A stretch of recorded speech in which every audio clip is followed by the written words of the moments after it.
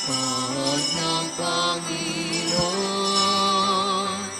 ang bayan nga'yo'y nagtitipon upang pagsaluhan ang kaligtasan, handog ng Diyos sa tanan. Sa ngalan ng Ama, ng Anak at ng Espiritu Santo, Amen. sumainyo ang Panginoon. At sumainyo rin. Mga minamahal na mga kapatid, ngayon po'y ating ginugunita ang isang dakilang santa, si Santa Cecilia, isang dalaga at isang martir. Siya po ang patron ng mga musikero. No? At sa banal na misang ito, ating itaas sa Panginoong Diyos ang mga biyayang ating ipinapanalangin. At upang tayo ay maging karapat-dapat, pagsisihang lahat ang ating mga nagawang kasalanan. Tayong lahat, inaamin ko Sa makapangyarihang Diyos at sa inyo mga kapatid, na lubha akong nagkasala sa isip, sa salita at sa gawa, at sa aking pagkukulang. Kaya'y sinasamo ko sa mahal na Birheng Maria, sa lahat ng mga anghel at mga banal, at sa inyo mga kapatid, na ako'y ipanalangin sa Panginoong ating Diyos. kaawaan tayo ng makapangyarihang Diyos, patawarin tayo sa ating mga kasalanan, at patnubayan tayo sa buhay na walang hanggan. Amen. Panginoon, kaawaan mo kami. Panginoon, kaawaan mo kami. Kristo, kaawaan mo kami. Kristo, kaawaan mo kami. Panginoon, kaawaan mo kami. Panginoon, kaawaan mo kami.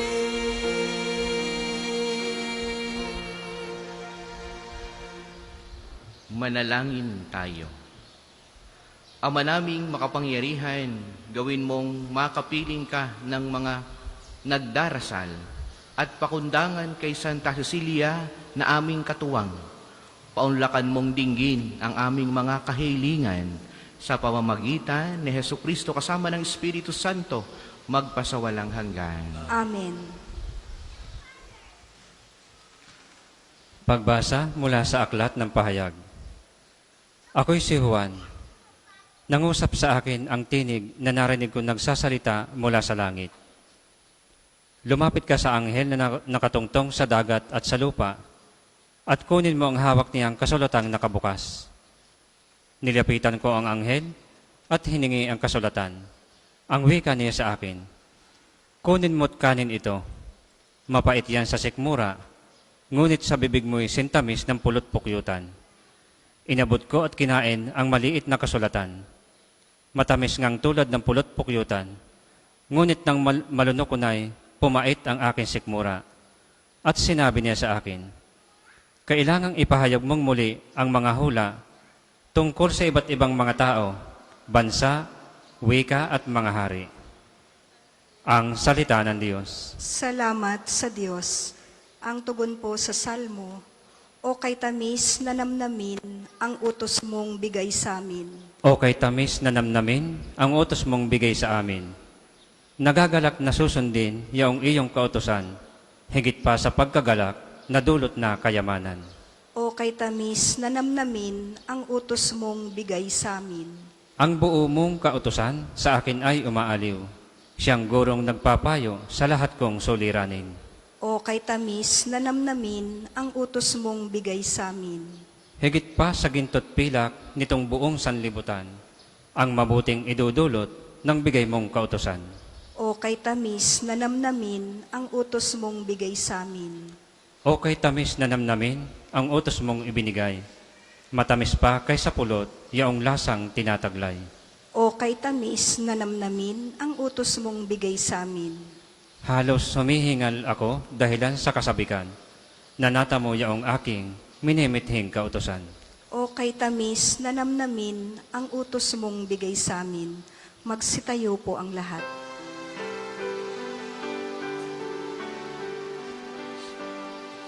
Hallelujah,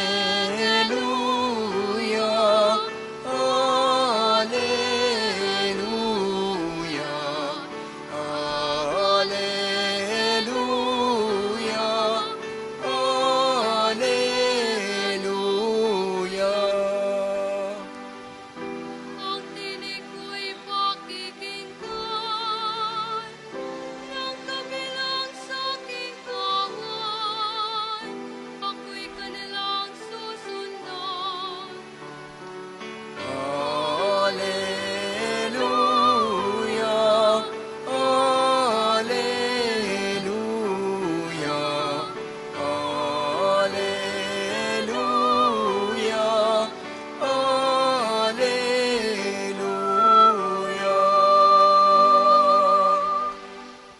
Sumainyo ang Panginoon. At sumainyo rin, Ang mabuting balita ng Panginoon ayon kay San Lucas. papuri sa iyo, Panginoon.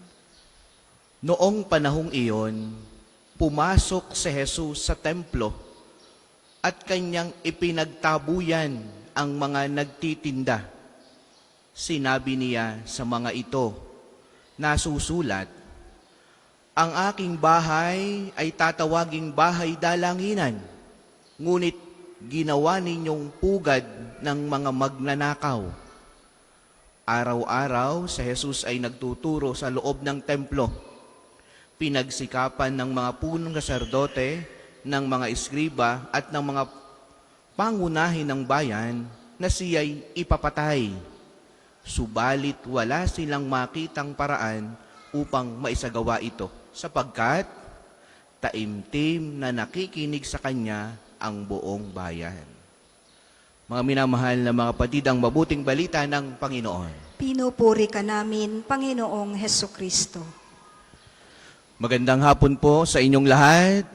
Magandang hapon din po. Atin munang palakpakan, purihin ang ating dakilang Panginoong Diyos, mga minamahal na mga kapatid. Ganun din ang ating minamahal na patron, Santo Padre Pio. Palakpakan natin si Padre Pio. At nawa ang inyong mga panalangin ngayon na inyo itinataas, una, ngayon ay kapiyastahan ni Santa Cecilia. Ganun din, tayo dumadalangin kay Santo Padre Pio. Nawa ang inyong mga panalangin ngayon ay pakinggan ng Panginoong Diyos at bigyan kayo ng himala sa pamagitan ni Padre Pio. Amen. Ating tingnan ang mga pagbasang ating napakinggan, lalo higit sa mabuting balita. Si Jesus ay pumasok ng templo at sa loob mismo ng templo o sa atin ay sa loob ng simbahan. Ito yung Temple of Jerusalem. Bukod pa yung sinagoga. Ang sinagoga, kung yung ating titingnan sa ating panahon, ay di yung mga kapilya, parang mga parokya. Pero ito, the temple, ito yung sentro sa Jerusalem. Pero ang mga tao, parang sa loob mismo ng templong ito, sila'y nagtayo na doon ng mga tindahan nila. Nagtayo na ng mga kubol sa loob. Kaya, at doon na nangyayari ang lahat ng mga barter, ng sistema doon. Nagpapalitan ng kung ano-ano. Kaya si Jesus ay nagalit. Pinalayas niyang lahat ng mga iyon. At nung pinalis niya ang mga tao, ay nagalit sa kanya ang mga Pareseyo, ang mga saserdote, ang mga eskriba, ang mga matatanda ng bayan. Kaya gusto siyang ipapatay. Pero, hindi sila magkaroon ng pagkakataon sapagkat ang mga tao, sabi, they were hanging on His words. Sila'y nakikinig sa kanyang mga salita. Hindi maisagawa ng mga Pareseyo ang balak nila kay Jesus sapagkat ang mga tao nakikinig ng taimtim sa Kanya. At yun ang magandang pagnilayan natin, mga minamahal na mga kapatid. Kapag ang isang tao ay taimtim na nakikinig sa Diyos, taimtim kang nagdadasal, kahit na maraming mga taong nagbabalak sa iyo na ikaw ay umalis, na ikaw ay palapasin, na ikaw ay nagbabalak sa iyo ng masama sa iyong buhay, nagbabalak sa iyong pamilya, o kahit nasaan man, no? Pero pag ikaw ay taimtim sa Diyos, hindi nila kayang gawin. No? At ganoon din naman sa iyong sarili. Ilapat mo din sa iyong sarili. Kapag ka ikaw ay pinanghihinaan ng loob, kapag ka ikaw dumadating na sa matinding pagsubok sa iyong buhay, at ikay taimtim na nakikinig sa Diyos, no? Lalakas, magkakaroon ka ng pag-asa. Kaya ang susi dito ay taimtim na pakikinig sa salita ng Diyos. Taimtim na pakikinig sa Diyos. Na kahit na yung outside na may gagawin sa iyo at kahit sa iyong sarili, na nangyayari sa iyong kaibuturan ng iyong puso na masama, na ikipinanghihinaan, magiging matibay ka at malakas. Sapagkat meron kang pinagkakapitan ngayon. Ang Diyos, mga minamahal na mga kapatid, ang Diyos ang ating kakapitan sa lahat ng anumang pagsubok na darating sa buhay ng tao. Tingnan mga Pariseo, si Jesus hindi mapatay. Si Jesus ay hindi malapitan sapagkat sila'y natatakot sa mga taong nakikinig sa Kanya. Sila'y natatakot. Kaya nawa, mga minamahal na mga kapatid, sa inyong pagdalaw dito sa National Shrine, bigyan nyo ng oras ang inyong sarili na taimtim, na tumahimik, makinig, at i-internalize ang salita ng Diyos sa inyong buhay. Talagang ang susi lagi ng tao ay nasa pakikinig sa ating Panginoong Diyos. At yan ang magbibigay sa iyo ng tibay ng iyong pagkapit at lalong higit ng pag-asa. Para po sa mga maghahandog ng sobre, pakihulog na lamang po sa buslo.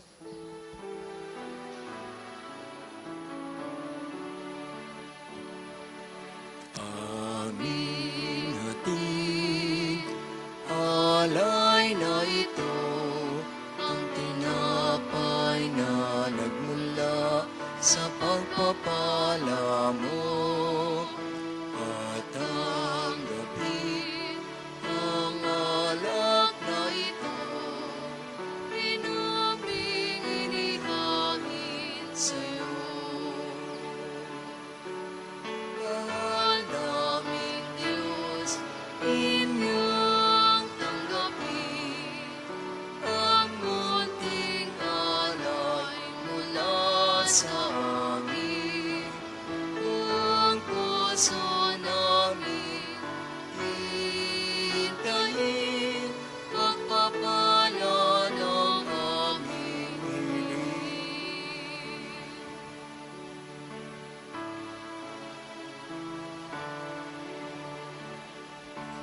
Magsitayo po ang lahat. Manalangin kayo, mga kapatid, upang itong ating paghahain ay kalugdan ng Diyos amang makapangyarihan. Tanggapin nawa ng Panginoon itong paghahain sa iyong mga kamay, sa kapurihan niya at karangalan sa ating kapakinabangan at sa buong sambayanan niyang banal. Ama naming lumika, ang aming mga alay ay maging kalugod-lugod nawa ngayong ang iyong martir na si Santa Cecilia ay ginugunita upang maging kasiyasiya sa iyo ang paghahaing ito katulad ng minahalaga mong pagdanak ng dugo ng banal na mahal mo sa pamagitan ni Jesucristo kasama ng Espiritu Santo magpasawalang hanggan. Amen. Sumainyo ang Panginoon. At sumainyo rin. Itaas sa Diyos ang inyong puso at diwa. Itinaas na namin sa Panginoon. Pasalamatan natin ang Panginoong ating Diyos. Marapat na siya ay pasalamatan. Ama naming makapangyarihan, tunay ngang marapat na ikaw ay aming pasalamatan. Ngayong aming kagalakan na si Santa Cecilia ay parangalan. Siya ay kapanalig naming may paninindigan na ikaw ay ipahayag kahit siya ay mamatay. Sapagkat minarapat mong kanyang matularan ang iyong anak na naghain ng sariling buhay tulad ng naganap sa iyong anak. Ang dugo ng mga martir ay dumanak, hindi dahil sa katatagang likas, kundi dahil sa iyong bigay na lakas. Kaya kaisa ng mga anghel, narigisi awit ng papuri sa iyo ng walang humpay sa kalangitan, kami nagbubunyi sa iyong kadakilaan. Banal ka pong may kapal, banal ang iyong pangalan, banal ang iyong kaharian, langit lupa'y nagpupungkay sa iyong kadakilan. Dinarakilan ang lahat ng naparito mong anak, na siyang nagulat sa bulang, sa bilayay nagpalakad, at nakiramay sa lahat. Kung hindi po kayang lumuhod, ay manatili pong nakatayo ng may paggalang. Ama naming banal, ikaw ang bukal ng lahat ng kabanalan. Kaya't sa pamamagitan ng iyong Espiritu, gawin mong banal ang mga kaloob na ito, upang para sa amin ay maging katawan at dugo ng aming Panginoong Heso Kristo.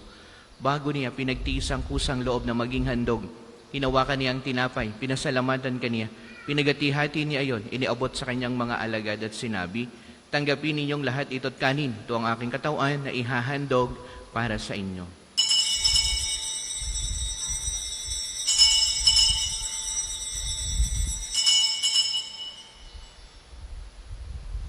Gayon din naman noong matapos ang hapunan, hinawakan niyang kalis, muli kaniyang pinasalamatan. Iniabot niya ang kalis sa kanyang mga alagad at sinabi, tanggapin ninyong lahat ito at inumin. Ito ang kalis ng aking dugo, ng bago at walang hanggang tipan. Ang aking dugo na ibubuhos para sa inyo at para sa lahat, sa ikapagpapatawad ng mga kasalanan, gawin niyo ito sa pag-alaala sa akin.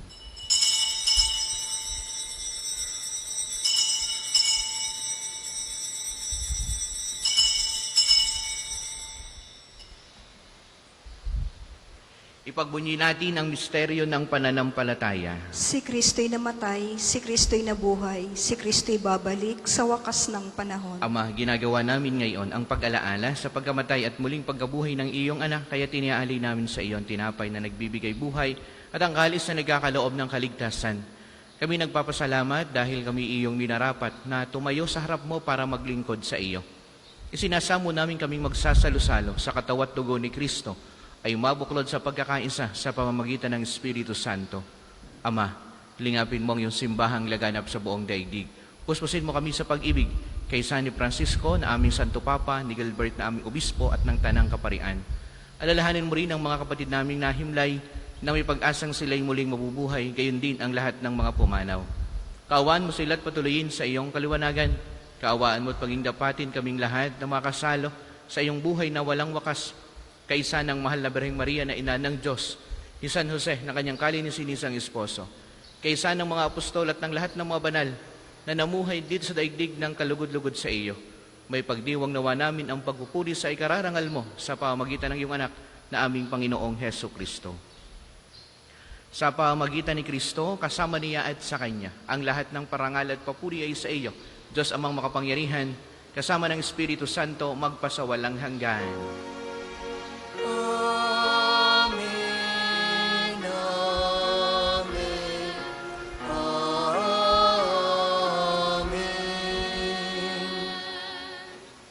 Atin ngayong dasalin ang Ama namin.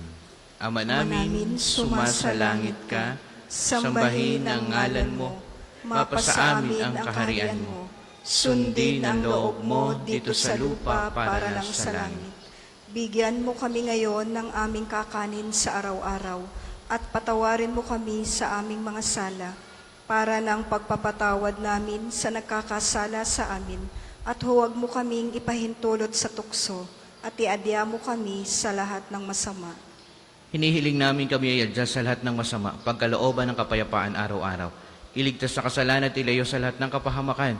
Samantalang aming pinananabikan ang dakilang araw ng pagkapahayag ng tagapagligtas naming si Heso Kristo. Sapagkat iyo ang kaharian, ang kapangyarihan at ang kapurihan magpakailanman. Amen.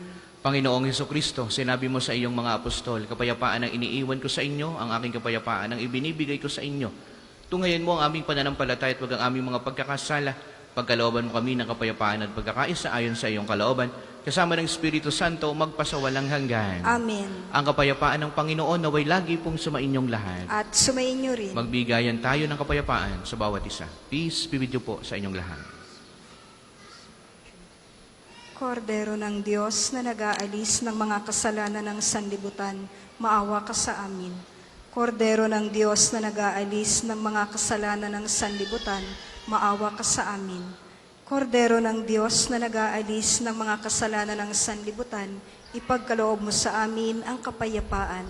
Kung hindi po kayang lumuhod, ay manatili pong nakatayo ng may paggalang.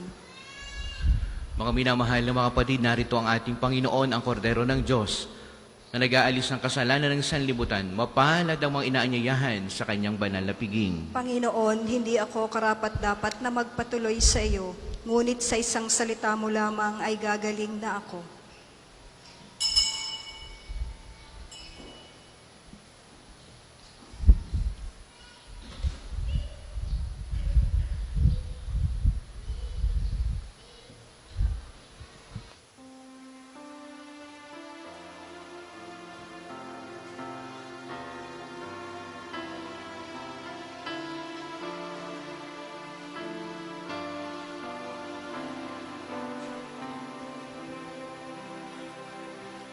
Sa Diyos lamang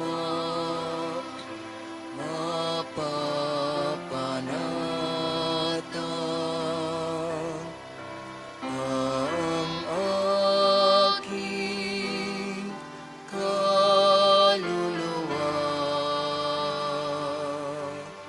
Sa Kanya nagmumula ang aking pag-asa at kaligtasan.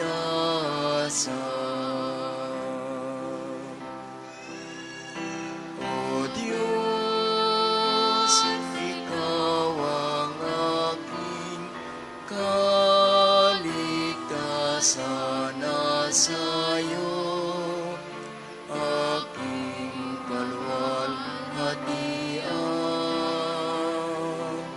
Ikaw lamang aking inaasahan, ang aking moot at tanggulan. Na Diyos lamang mapapanatang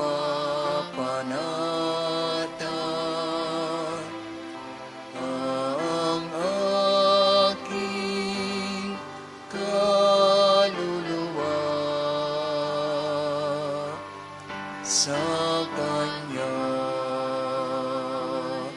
nagmumula ang aking pag-asa at kaligtasan.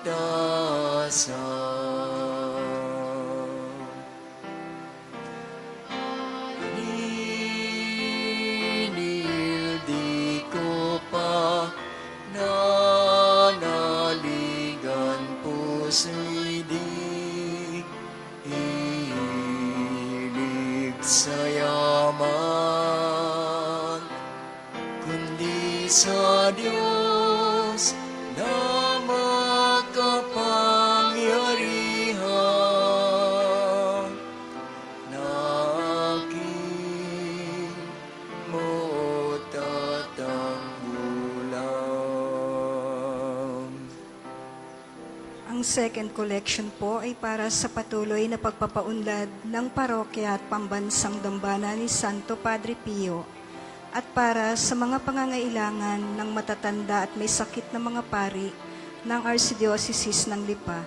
Salamat po sa inyong handog. Sa Diyos lamang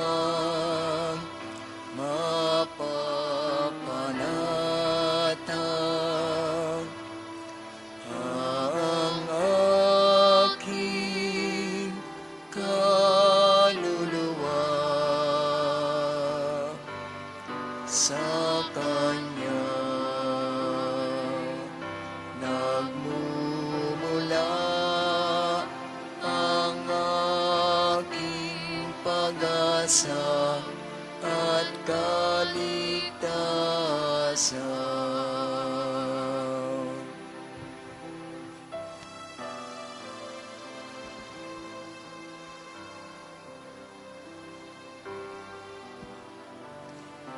Tayo po ay magsitayo. Manalangin tayo.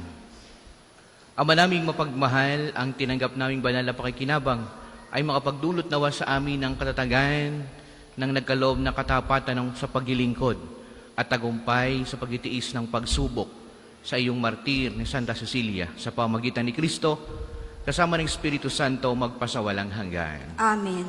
Sama-sama po nating dasalin ang panalangin ng pagtitiwala kay Santo Padre Pio. Padre Pio, taga Pietrelcina, mongheng banal, pintakasing santo ng milenyong kasalukuyan, gabay namin sa pagtahak sa landasing makalangit, takbuhan sa pangangailangan, huwaran ng pagtitiis. Sa'yo namin inilalapit aming mga kagipitan, sa'yo po ay binibilin kalusugan at kabuhayan.